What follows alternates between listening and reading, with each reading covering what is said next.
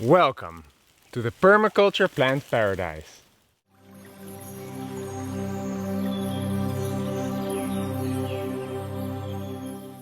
My name is Robbert and I'm gonna take you along for my adventures in the future. I'm buying a piece of forest on a mountain in Slovenia with my goal to create a long-term permacultural paradise. I will take my trusty camera with me along the way and film everything that I'm doing. I'll be releasing weekly videos here on my YouTube channel to show you the progress and the process of creating a food forest. I will be starting completely from scratch, buying a beautiful plot of forest here that is completely overgrown with bushes and transforming it into a beautiful permacultural paradise. Previously on this YouTube channel I was documenting a series where I was building my own tiny house on wheels, which is step 1 of the grand plan. Now I have a mobile home where I've been living in for the last couple of years and I can take it wherever I want.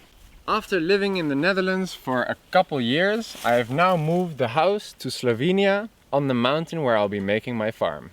If you're curious about my tiny house, I've put a link in the description where you can check out an in-depth tour of all of the features of my tiny house on wheels. Or you can check out my channel where I have a bunch of building videos showing you the process of the build. Let me take you to my farm here on the mountain of the Slovenian Kras. A couple of weeks ago, unfortunately, a big portion of this mountain got burned down because it's so dry recently and the climate catastrophe has made it here very prone to forest fires.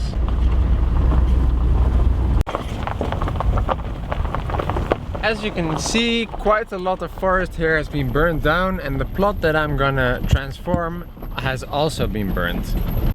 Here we are, guys. This is what the plot looks like right now. As you can see, it kind of looks like a wasteland. It's just all been burned down. It's on the edge of the burnt area right there. So I will be restoring this land, adding healthy soil and planting as many plants as possible.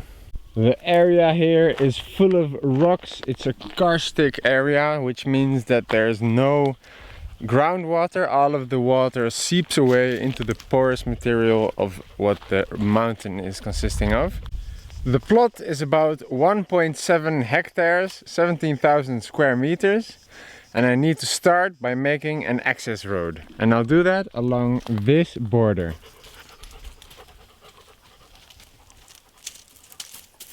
And I'll try to make a walking path all the way through. I already started over here. Some areas got cleared up by the fire pretty well, but most of it is still full of bushes. The bushes have all burned, so I think most of them will die.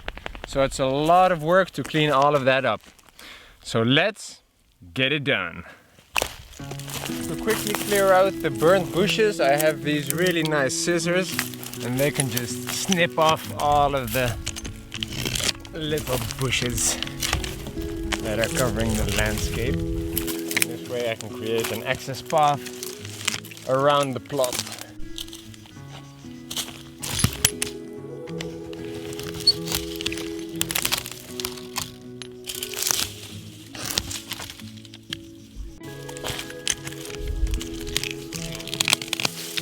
This is one of the most occurring species and it's called the smoke tree.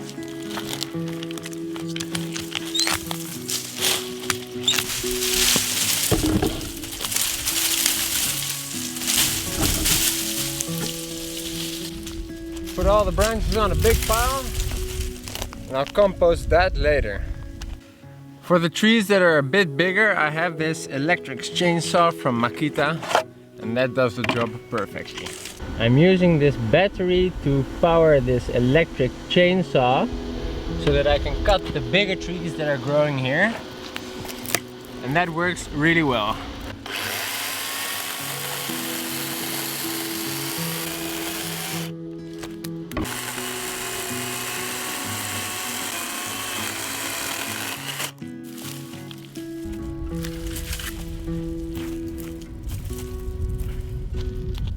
The battery powering my chainsaw can output about 600 watts, but my chainsaw is taking 1200 watts. It uses half the power and it works for these small trees, but I'm gonna need some more power. I bought this nice wood mulchifier, 2800 watts, and it's to make compost from all of the sticks and branches that I am taking out of the forest. So I bought this nice generator that outputs 2600 watts continuously with a peak of 3000 watts, which should be sufficient for my 2800 watts composting machine. So let's get it started. Turn it on, get it started, and let's start composting.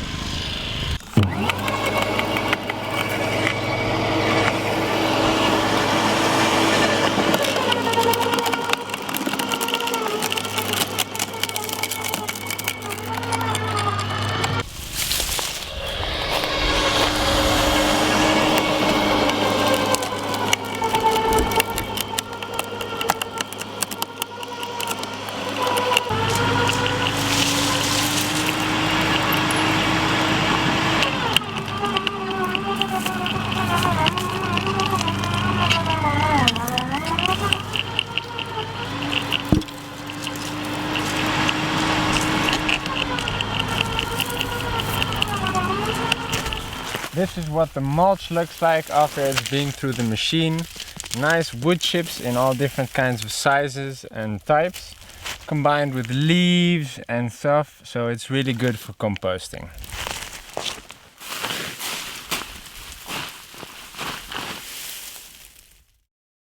Alright, I've been spending a couple of days clearing the forest here, cutting a whole load of bushes and trees. Here they are on a bunch of piles, but I've made a beautiful path here through the bushes alongside the border of the property. On the right side here you can see the border wall is in pretty good condition. The path continues, and after about 160 meters the end of the plot rises. And here you can see that it keeps going for a while.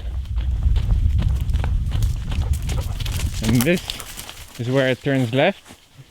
And here you can see the border wall of the neighbor going that way. So mine follows this path over there. And then we go left and keep going. Another big pile here after the corner. The path continues, it gets a whole load rougher with more defined rocks over here. That's gonna be quite the work to turn into a road, because I want my house to end up back there. After a little walk we end up here on this pretty much flat terrain at the bottom of the plot on the north side. So the plot continues that way to the south, slightly going upwards, but before it goes up there is a secret depression. And with depression I mean there is a huge piece in the landscape which sinks down. So that gives me a very interesting feature here on my property. So as you can see, beautiful area here with a lot of potential.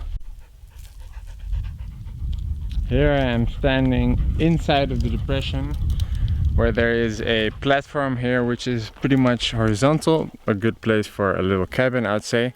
And here it sinks down even more, like I'd say 4 meters, and in total maybe it's about 10 meters deep, maybe even 15 meters deep. Quite amazing. Because this area is consisting of pretty much only rock, all of the water is disappearing into the soil. So when it's dry and it's not raining, then it gets really dry. So what I need to do is create thick, soft, mulchy soil that'll keep a lot of moisture inside. So what I'll do is I'll use these rocks, I'll make nice enclosures and fill them all up with good healthy soil that I'll make from compost. Isn't that right, Prismo? Compost! Compost!